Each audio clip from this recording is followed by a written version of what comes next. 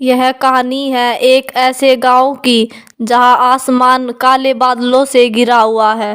बिजली की चमक पूरे गांव में रोशनी फैला देती थी। तेज हवाएं पुराने पेड़ों की डालियां तोड़ रही थी। अंदर मदन लाल, उसकी पत्नी और उसकी बेटी तीनों पुराने घर में बैठे थे। ये तूफान तो थमने का नाम ही नहीं ले रहा। खिड़कियां लगातार हिल रही हैं, घर की दीवारें कांप रही हैं। मुझे बहुत डर लग रहा है, कहीं ये घर गिर न जाए। हाँ, मैं भी यही सोच रहा हूँ। हवा की ताकत बढ़ती जा रही है।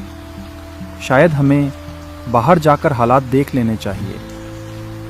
अगर सच में घर गिरा तो अंदर रहना जानलेवा हो सकता है।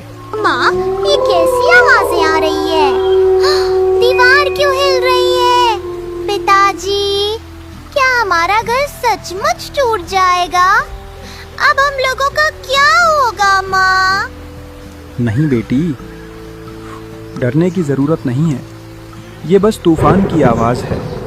हम बाहर चलकर देखते हैं, सब ठीक होगा। तीनों जल्दी जल्दी बाहर निकले और बाहर का नजारा और भी खौफनाक था। पेड़ इस तरह झूम रहे थे मानो जमीन से ही उखड़ जाएंगे। जैसे ही वे घर से दूर पहुंचे, एक जोरदार धमाका हुआ। उनका पुराना मकान तेज हवा के झोंके से नीचे टूटकर गिर गया। हे भगवान, अगर हम एक पल भी देर कर देते तो ये घर हमारे ऊपर गिर जाता। सच में भगवान का लाख लाख शुक्र है। पर अब सवाल है, हम जाएं तो कहाँ जाएं? रात भी गहरी है, तूफान भी थम नहीं रहा। मदन लाल ने बैलगाड़ी निकाली और तीनों सरपंच के घर की ओर चल पड़े, जो उनके गांव से 4-5 कोस दूर था। आसमान में बिजली की आवाज गूंज रही है। अंजलि अपनी माँ के पास डरी हुई बैठी थी। हिम्मत रख बेटी, हमने बरसों सरपंच जी के खेतों में काम किया है। वो हमेशा हमारा ख्याल रखते आए हैं। यकीनन इस बार भी मदद करेंगे। पिताजी, अगर बारिश और तेज हो गई तो रास्ता कीचड़ से भर जाएगा। अगर बैलगाड़ी फंस गई तो हम क्या करेंगे? डर से कुछ नहीं होता बेटी। अगर हम ऐसे ही डरते रहे तो कभी आगे नहीं बढ़ पाएंगे। बस भगवान का नाम लो और आगे बढ़ते रहो। लगभग आधा घंटा बीत गया था। अचानक बैलगाड़ी के सामने एक बूढ़ा आदमी खड़ा दिखाई दिया। देखो अंजलि के पापा, इतनी रात को इस सुनसान रास्ते पर ये बूढ़ा आदमी अकेला क्यों खड़ा है? मुझे तो अजीब लग रहा है। हाँ, अजीब तो है, लेकिन हो सकता है उसे मदद की जरूरत हो। मैं जाकर पूछता हूँ। मदन लाल बैलगाड़ी से उतरा और धीरे धीरे उसके पास गया। बाबा जी, आप इतनी रात को इस बारिश में अकेले क्यों खड़े हैं?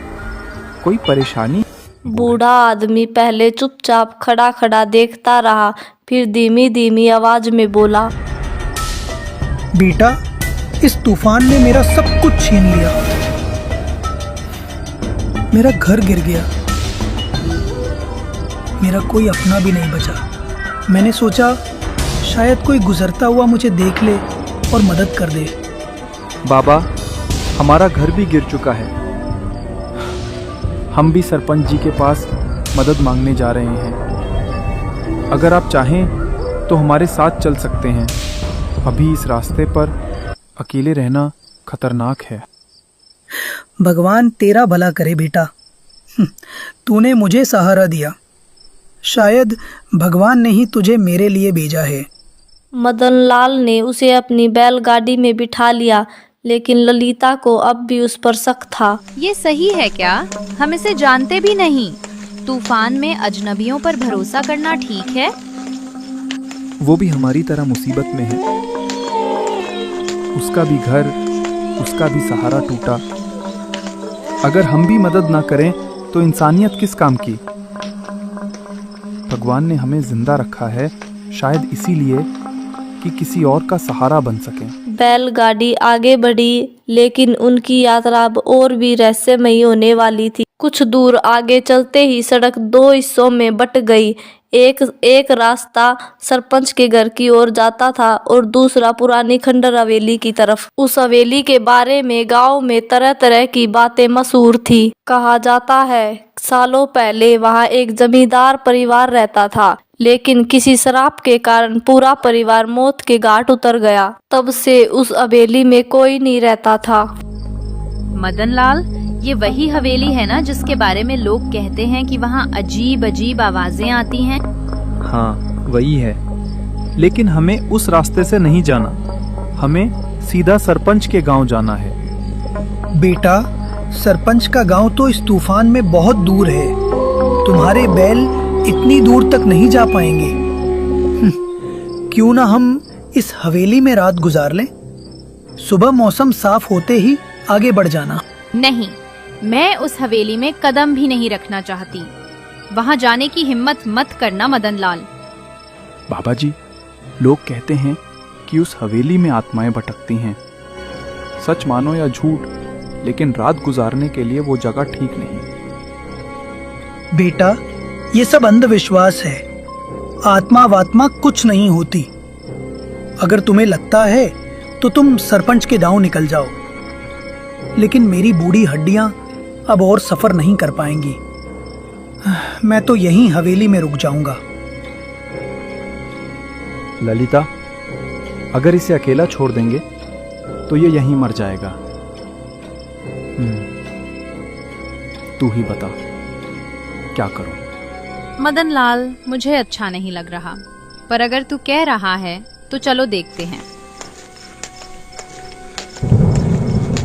बैलगाड़ी हवेली के पास पहुंची। हवेली का बड़ा भारी गेट आधा टूटा हुआ था। पिताजी, दरवाजा अपने आप क्यों खुल दिया?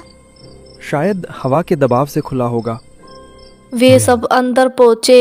हवेली के बड़े हॉल में टूटी फूटी कुर्सियां और जाले लगे झूमर लटके हुए थे। दीवार पर पुराने चित्र टंगे हुए थे, जिनके अंधेरे में आंख चमकती दिख रही थी।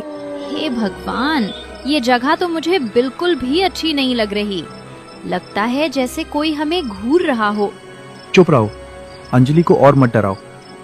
बस ये रात निकालनी है, सुबह होते ही निकल जाएंगे। माँ, ये बूढ़े दादाजी इतने ध्यान से इस हवेली को क्यों देख रहे हैं? पता नहीं बेटी, पर मुझे भी उनमें कुछ अजीब लग रहा है, जैसे ये बूढ़ा आदमी कोई बात छुपा रहा हो। रात गहरी होती जा रही थी। चारों लोग हवेली के पुराने कमरे में बैठ गए। मदनलाल ने वहां आग जलाई ताकि कमरे में थोड़ी रोशनी और गर्माहट बनी रहे। जैसे ही कमरे में आग जलने पर रोशनी हुई, तभी दीवार पर एक पुरानी पेंटिंग नजर आई। उस पेंटिंग में जमींदार और उसका परिवार नजर आ रहा था, लेकिन सबसे डरावनी बात यह थी कि उस पेंटिंग में एक आदमी का चेहरा उस बूढ़े से मिलता जुलता था। अरे तुम कौन हो? हमें यहाँ से जाने दो, हमने तुम्हारा कुछ नहीं बिगाड़ा। बूढ़ा आदमी खड़ा हो गया और उसकी आंखें लाल हो गई और वो गुस्से में बोला, मैंने कहा था ना, तूफान ने मेरा सब कुछ छीन लिया। दरअसल तूफान मुझे तुम्हारे पास लाया ताकि मैं तुम्हें इस हवेली में ले आऊं। अब तुम यहाँ से जिंदा नहीं जा सकोगे। कमरे की आग अचानक बुझ गई और पूरे कमरे में अंधेरा सा छा गया। चारों तरफ से अजीब आवाजें आने लगी। अरे, ये सब क्या हो रहा है? ये आदमी कौन है? हमें यहाँ से ले चलो। मैं भी नहीं जानता, पर ये आदमी अब इंसान नहीं, ये कोई और ही चीज है। माँ, मुझे बहुत डर लग रहा है। पिताजी, हम यहाँ से भाग चलें। जैसे ही अंजलि ने इतना बोला, तीनों लोग दरवाजे की तरफ भागने लगे। भागकर कहाँ जाओगे? ये हवेली छोड़कर जाना तुम्हारे लिए इतना आसान नहीं होगा। भागो, जितना भाग सकते हो भागो, लेकिन याद रखना, इस हवेली की दीवारें तुम्हें कहीं से भी ढूंढ लेंगी। लगता है वो आत्मा अब बहुत पीछे छूट गई है। भगवान का लाख लाख शुक्र है कि हम किसी तरह वहां से निकल आए। हाँ, तुम सही कह रही हो। पता नहीं आज हमारे साथ क्या हो जाता। लंबी कठिनाइयों के बाद आखिर वे सरपंच के घर पहुंचे।